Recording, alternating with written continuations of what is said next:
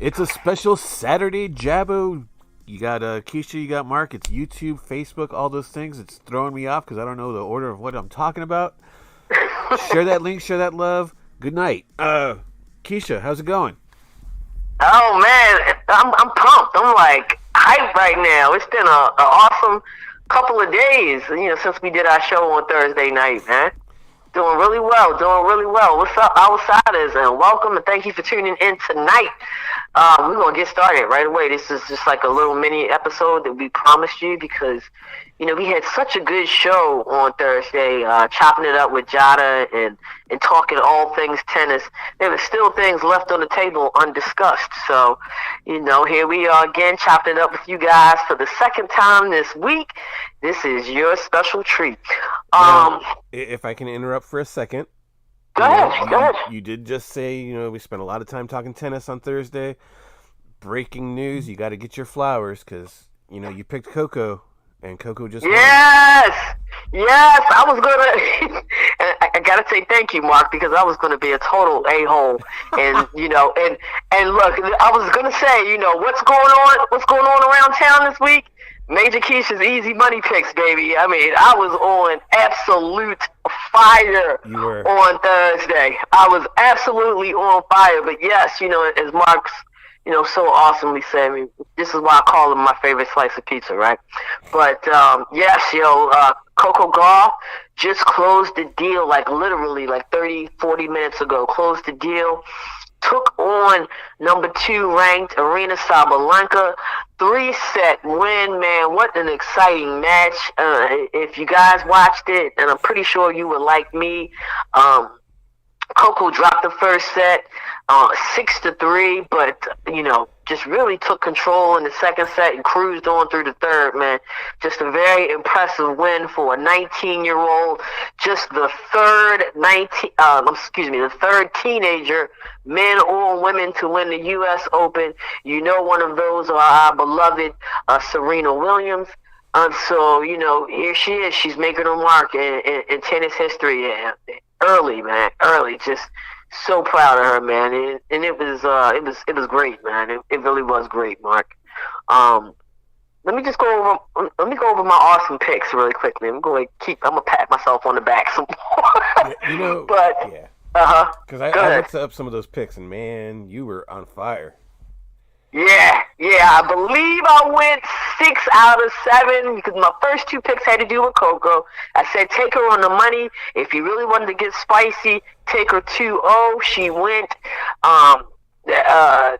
it went straight sets, so that was 2 hits. And then for the night match, I believe I told the outsiders, hey, 19.5, take it 20.5. That match went 3 sets. Unfortunately, Madison Keys lost. That was kind of heartbreaking for me because she really looked in the driver's seat for most of that match. But, big shout out to Sabalenka. I said on Sunday, big fan of hers too. Eye of the Tiger. Let's see. So I had those 3, and then I went with, what do we say here? I said take Detroit Lions. Take Detroit Lions on the points, right? And that was plus 4.5. They ended up winning outright. We'll talk more about that in a minute.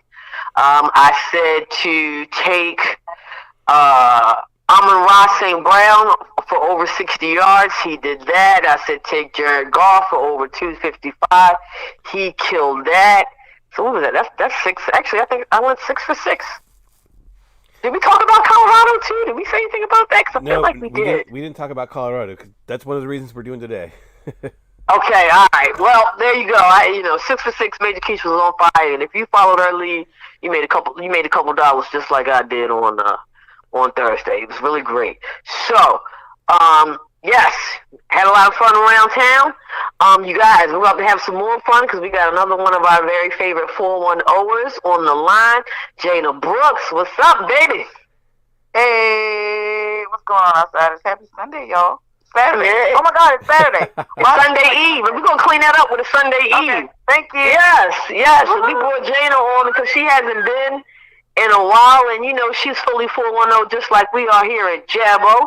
We're going to talk a little bit about, let's start off talking a little bit about the Orioles since they're going on right now. We got a 3-game series with some familiar foes, Boston Red Sox. We are on the road.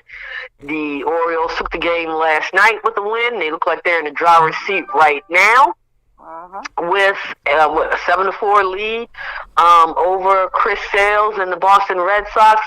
Jana, I mean, how you feeling about the O's as of late? We haven't chopped it up with you about the O's in a while. We haven't, and I am so proud of these guys. I almost hate to even talk about it. I kind of want to leave them like the Ravens. Like, I'm just let them do their thing and kind of peek from behind my hand and make sure they're still good, because they are everything right now. The spirit, the tough, the mental fortitude, that, like, and they've dropped a couple that I'm like, are y'all serious right now? Right. But they are brilliant. I'm so excited for them right now. Yeah, and you said one thing about like energy and the vibe. That was kind of like my next question. I know that you're very still much out there at Camden Yards and mixing it up with the fans and still watching the games, attending the games and everything. And your opinion on what the vibe is like for you, and the fans as well down there at Camden Yards. It's electric right now. So a few things have changed with me since I was on here with you guys last. I left the stadiums. I went over to the arena. Both departures were a little unsavory, but I am back at the complex in a different capacity with SP Plus parking. So I say that to say that I get the pleasure this time of seeing fans before and after, as opposed to in the midst of the game. And it's electric. You know what I mean?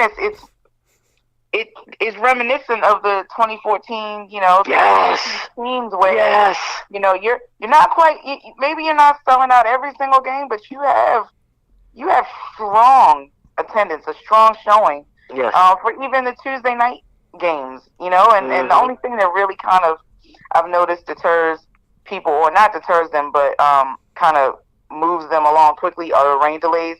Just because it's weekdays and, they were long delays, how summer storms go. But for the most part, like, they are staying till the very end. They are fighting and they are cheering, and standing outside. You're listening to, Let's Go O's with the last pitch of every, the bottom of every inning. Like, they are, this city's on fire for them right now. And I feel some kind of way, like, okay, so Ravens are tomorrow, but, like, the Orioles are kind of killing it, so how am I supposed to pay attention to both of them at the same time? Right. Can our phones do picture-in-picture? Because I need to be able to watch both. But yeah, it is, this city's on fire for them right now. So proud of them. Dig it. Now, you spoke of the Ravens. We might as well switch gears and talk about them a little bit. As we know, tomorrow is the home opener. We have the Houston Texans coming to town. Dealing with our, I'm gonna say, new look Ravens, new offensive coordinator, new weapons on offense and defense. Jana, what are you looking forward to most with tomorrow's game against the Texans? I'll win. But honestly, just getting back into it. The preseason game, the home preseason game, fell on an important date for my family and I, and so my godbrother and I attended the game, and I was sitting there like, what am I looking at? Like, I don't even. What is football? Because I feel like I've been so engrossed in WNBA, so engrossed in baseball, the Orioles every day. I'm looking at football like, what? I don't even know. Like, what are they doing again? And what was a hold? What is that? Like, I feel so out of it. So I'm actually just really looking forward to the action again and the energy. And really, to have two hot teams right now in this city. We need this. Special treat, right? Special treat. Need this right now. Yes. Mark, I'm gonna flip that over to you though. What are you looking forward to most for tomorrow's game? LJ8. Yeah. My guy. We didn't really see him in the preseason except for standing there on the sidelines looking pretty with the shades on, talking to the reporters. But like you said, new offensive coordinator, new look. I mean, they made those changes apparent in the preseason, but let's see how he does with those starters, connecting with Zay Flowers, who is like just absolutely amazing there. Just that whole new look offense, and see how he does in that in a game situation. I am kind of disappointed that he didn't play much in preseason or at all in preseason, because I would say at all. Yeah. They're out there in the practice field doing scrimmages and all that. That's cool, but hope they're all game ready. Maybe that's just a little anxiety on my part, but that I just want to see that new look offense get out there and see what they do. This is gonna sound a little disrespectful on my part, but I kind of feel like this game tomorrow is sort of a preseason game. I mean, honestly, I'm not, I'm honestly not really expecting it to be, much of a game. Now that I've said this, of course, it'll probably go down to like the last play of the freaking game just to prove me wrong. But, we talked about the Texans and where they're at right now. They have a lot of new pieces as well. So, but I totally agree with you, Mark. And not only from the perspective of we haven't seen him much in the preseason, we haven't seen him much in a while, because we know, what was it, like those last 3, 4, maybe 5 games, he didn't play at all. So it will be very interesting to see where he's at, come game day. Is he game day ready? Will he be rusty? Because, those reps, those repetitions, and getting back into the swing of things, shaking that rust off, that is an important point that we cannot, that we should not overlook. But I'm hoping that Lamar's he's got the pressure on him now too, right? Because he's got the bag, and now he has to produce. I kind of feel like, I'm looking at a similar situation as I'm experiencing with Colorado and Deion Sanders. There was a lot of controversy, a lot of hoopla about him staying, about him going, about him stepping up a level. Is he for real? And when we'll talk more about Deion and Colorado Buffaloes in a minute, but I'm seriously hoping that Lamar comes out here and makes a statement. And and how does he do that? Let's go ahead and do it like we always did. Let's get some scores on our own using our legs, and let's also spread that love around and show them that we got these weapons and that we are for real. Guys, is anybody on here going to be brave enough to say that Houston has a chance at winning this game tomorrow? I don't even know who plays on Houston's team anymore. I don't. I'm not even it's disrespectful probably as that sounds. Who even plays in Houston anymore? Listen, J.J. Watt was the only reason I paid attention to this game. I can't lie. So, I don't really know. Who's coming in town? Who are we watching? I'm just laughing so bad because I can't even say anything to that. Cause I'm like looking at my notes right now. Mark. Any given Sunday, right? That's what they say. Listen, man. Who's the quarterback for the Houston Texans? Who is it? Bryce. Is it Bryce Young? Didn't they draft 2 guys? I don't know. I guess that'll be the big question mark for as far as Jabo is on this. Who is going to be under center tomorrow for the Houston Texans?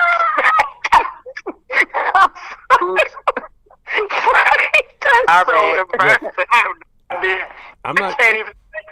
Houston's a great town. Woohoo! I'm not going to try to upset the karma god, so I'm going to say Houston has a chance. Oh Lord! But I will say something that scares me is that line. Did you see the line? I'm pulling it up right now. What is it? 7 points? 9.5, which is really close to double digits, and I know how you are with double digits. Shit. Oh no! You see what I said? You see what I was hoping on? I was hoping on 7 points. Yeah. Well, okay. In regards to the 9.5, oof. You know, we're at home, right? We hardly went at home. We're gonna be amped up. You know, the one thing that the intangible and the thing that I love most about the addition of OBJ is the energy that he will be able to bring to this squad, man. And I feel like they can be so hyped up.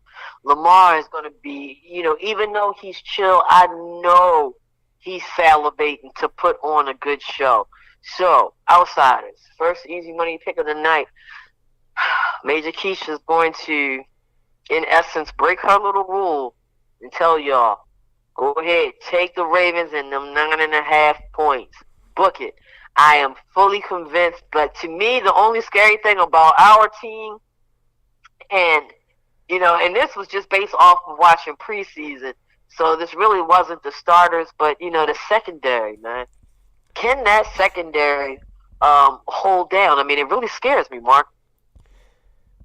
I think they performed better in preseason than I thought they would. Which, yeah, you got guys fighting for positions, fighting for contracts, but it's a game time kind of like feel. I want to see how they do in game situations. Like you said, the Texans kind of a preseason hangover, so maybe we'll have to wait till next week to see them in better competition. Right. But maybe that's a perfect way to start the season too. Like, okay, so I looked it up. C.J. Stroud is their quarterback, and they got Case Keenum. So it's not exactly top tier that our secondary is going to have to fight against. Right. Perfect game to knock the rust off. Exactly. Yeah. Hell yeah. So I think we're all in agreement that Ravens are going to win as the pick of the night. And like I said, go ahead and book that 9.5 points, man. I really feel good about it. Jana, I know that you are also a Kansas City Chiefs fan, right? I mean, you know, we're playing them. Yeah. I just wanted to get your thoughts on Thursday's game. You know, it was a very close game. We all know that Patrick Mahomes was minus one of his big weapons. How did you feel about the outcome? How did you feel about the way the Super Bowl champs started off this season? I was shocked at that loss. That was so I'll be honest, I could not hang. I watched it up until I think it was about third quarter, and I was like, I cannot hang anymore. I had to go to sleep. So there's another thing that's changed since you guys have talked to me last. I'm old now. I can't do these like, let's start at 10 o'clock at night. I can't do it. Anyway, but no, I was actually shocked by that loss. I mean, I'm happy for the Lions. Again, I kind of felt like who's on the Lions again? But apparently it was enough to sit Mahomes down. And then I did read Tarico's comments about it being a win with an asterisk, and it's like, that's not really fair. You know, how many other teams? Yeah, how many other teams haven't had their ace in the hole, had their star player on the field for whatever reason? Like, I didn't think that was fair. I mean, you know, they capitalized off of mistakes made. They, you know, I don't know. I didn't think that was fair, but yeah, I was shocked by the win. Yeah. I mean, injuries, that's part of the game. I don't know why. I don't buy that asterisk comic either, man. They won that game fair and square. Yep. Not to mention... how impressed were you with the defense? Because to me, it was the defense that kind of held them down, neutralized the offense that allowed them to, eventually catch up to the Kansas City Chiefs and go ahead by one late in the fourth quarter. So, what's your thoughts on that Detroit defense? Oh yeah, that Detroit defense was looking great pretty much all night. I mean, there was two rookies, Campbell and I forget the other dude's name, that just they were making things work for Detroit. And the one dude, like, he got an interception. It wasn't really on Mahomes, like kind of a deflection kind of thing, but if he wasn't busting his ass out there, he wouldn't have gotten it. So, you got a pick six. Good on you. that's what you're supposed to be doing. And I mean, they had Mahomes so flustered, I guess. I don't know, but Patrick stopped throwing the damn ball to Kadarius Toney because he's not gonna catch the ball. Oh, He had so many drops, it was ridiculous. And yeah, which is really hard when you're trying to get some consistency on offense, man. It's chilling. yeah. Maybe he's like the 13th man of the Detroit Lions defense. Yeah, no doubt. So, well, Mark, let me ask you: are there any other matchups this weekend that you kind of have circled on your NFL card? Oh damn. Let's see. I haven't even looked at the schedule, honestly. Let's pull this I was baby gonna up. say, don't ask me either, because I don't know. All right. Well, I mean, I got one kind of matchup that I'm kind of interested in. Okay. Mark, and that's the Titans versus the Saints. Okay. Okay. We're talking about new look teams. I'm very anxious to see what Carr is going to do in his debut against a worthy opponent with Ryan Tannehill and the great King Henry, and the Tennessee Titans. Man, that's one of the things that I'm looking forward to, for real. All right. I got a few just looking at the schedule right off the bat. Okay. So Jaguars Colts, I'm on the Jaguars train. I want to see how legit they are. Raiders Broncos, that right there, one of the best rivalries to me. Another great rivalry, Cowboys Giants, and we all want to see the Cowboys take an L, especially now that they're without Zeke. So, Yeah. great player. Glad he's gone from them. We'll see what they do. Maybe like the another great matchup that the best one of the week aside from our teams is Monday night's game. Which, remember, we used to crap on Monday nights, but they get a good matchup here. Jets and Bills. Everyone's riding the Jets train. Let's see how good the Jets are. Yeah, let's see. Buffalo Bills are 2.5-point favorites. Is anybody bold enough to say that the Jets will crack that spread wide open? No. Oh, that will be a good game. I don't think so either. That'll be a good one. Be honest. I think Buffalo will handle them 2.5 points easy. Mark, let me throw one more at you that I kind of raised there's actually two I raised my eyebrows at. You got Cincinnati Bengals. Hey, what's up, Jay? 2-point favorites over the Cleveland Browns. That's an eyebrow raiser for me. I'm like, I feel like the Bengals might eat that up for lunch. Oh, and yeah. the second one, and as a matter of fact, let me go ahead and stamp that as an easy money pick. Yo, Joe Burrow just got the bag. Please take Cincinnati and them 2 points. They're going to punish the Browns. Yeah. Unless there's something going on behind the scenes I don't know about, I have no idea why Cincinnati is minus 2 points. I really don't. Definitely. Okay, and the second one in the last NFL matchup that I'm going to talk about, I kind of raised my eyebrows at the Dolphins at the LA Chargers. LA Chargers -3. Yo, if you want a good dog pick, you better go with them Dolphins, man, because I just got a feeling about that game that they're going to have a problem out there at SoFi Stadium. Dolphins have been looking good, last couple seasons. This line is disrespectful, man. I really feel it. I feel it in my bones. Well, it seems like every year, too, everyone's like riding on the Chargers. Chargers going to go to the Super Bowl. Chargers going to do Right. Chargers don't do shit, ever. Right. It's so disrespectful. Outsiders, take that dog pick. Miami +3. Go ahead and book it. I'm loving it. That's three-leg parlay for you right there. Baltimore -9.5. Dolphins +3 and Bengals -2. Staying all in the AFC, man. I love it. Oh, yeah. All right. Hey, look, let's switch over to college. But we talked a little bit in the off season, and I wanted to talk a little bit about Thursday, but we didn't get a chance to. I want to talk about Coach Prime, or should I say Team Prime Time? Because man, these Colorado Buffaloes, man, these Buffs, man, they start to look real serious. Mark, they had their first week against a worthy opponent, TCU, ranked number 17.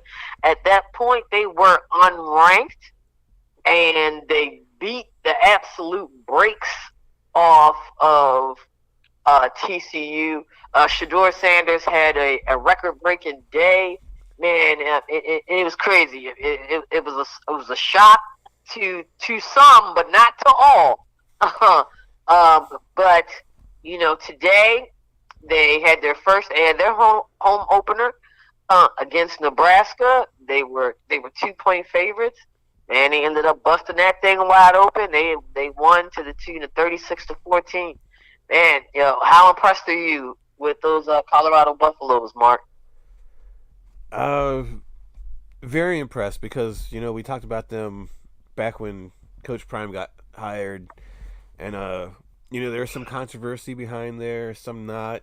The entire team pretty much entered the portal, and so he kind of built that team on the NIL, and there's already some talk about the NIL being changed because of this, and not necessarily Coach Prime himself, but other coaches have been taking advantage of it or whatever. I mean, he put together the team. I mean, you can't be mad at that. That's what a coach's job is to do. Right. I do think about way back when he was initially hired at Jackson State, that he was going to take that as a way to get onto like a bigger platform, a bigger school, and then maybe eventually to the NFL. So, and that happened really quick, going from Jackson State to Colorado. So, how many years is he really going to be at Colorado, and is Colorado going to suffer in the end for it? Who knows? But if they get a national championship, I don't think they'll be complaining. look how far Mark's looking ahead, man. I can dig it, though. I can dig it. I think if there's any room left on the bandwagon before today's game, it's like completely full now. I believe that they have, really caught the attention of the NCAA, man, and put them on notice that, hey, we can rock with the best. And it's, there was a lot of speculation of how he would do in his transition to a bigger stage. And it looks like he's just picking up where he left off, man. And I'm really happy for Coach Prime. And, I know Colorado was happy too, man. I mean, you got the Wu-Tang Clan at the game today. I mean, I don't know when the fucking last time they've seen the Colorado Buffalo game in Boulder, Colorado, of all places. Probably never. Yeah. But not only that, you got Michael Irvin on the sideline. I mean, he's bringing the stars, and he's bringing to use the word that Jana referenced earlier, he's bringing electricity to the program and to the school, man. And what a time it is to be a student at that school, man. They don't know how good they got it. Hell yeah. Yeah. Hell yeah. Mark, we got a few minutes left here, bub. Is there anything on Real on Wrestling that you want to touch on? Man, well, I mean, we talked about it a little over a week ago. There's some shenanigans backstage fights and whatnot, and a couple days after we talked about it, CM Punk got fired from AEW. Yeah. Their statement said that he was fired with cause, and it kind of brings up a whole lot of questions. Does he have a non-compete clause? If he does, how long is it? Because if he was immediately terminated, which is what it said, it seems like there would be no non-compete in effect. And even if there's not, does WWE want to take a chance on him? Because he walked out on WWE at one point. So would they even want to take that risk and bring him back? Never say never, but there's a lot of bad blood there still. So who knows what's going on? We'll be definitely keeping our ears to the ground and can't wait to hear what happens next, man, because the drama is definitely on 1,000 right now with all of that in the wrestling realm. I think we hit everything for tonight. Was there anything else? Any shout outs or anything? Jana, Mark, anybody? No, just shout out to you guys. Still going strong, still kicking ass, taking names, and making everybody laugh and learn about sports. So no, just shout outs to you guys. Hey, and that's what it is. I am gonna say one thing. I'm gonna put it out there. I know we're gonna have another show in between the time, but I will be out there Friday. Friday night. Is it Friday night? Adam Jones Day? Yeah, the 15th.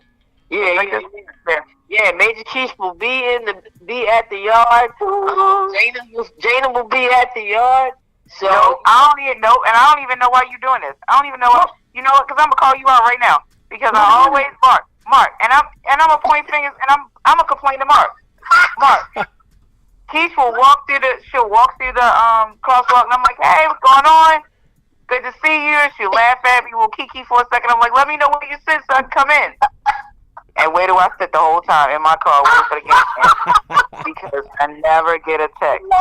I'll follow you out right now. You better let me know where you are.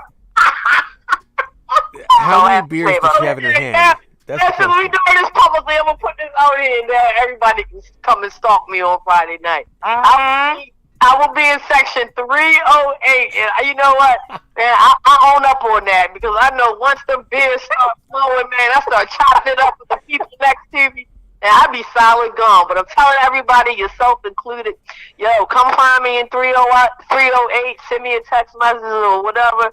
Yo, it's gonna be Jabo Day at the yard, yo. So if you're gonna be in the building, holler at me. Let's have a beer. Let's raise a glass and enjoy that Orioles magic.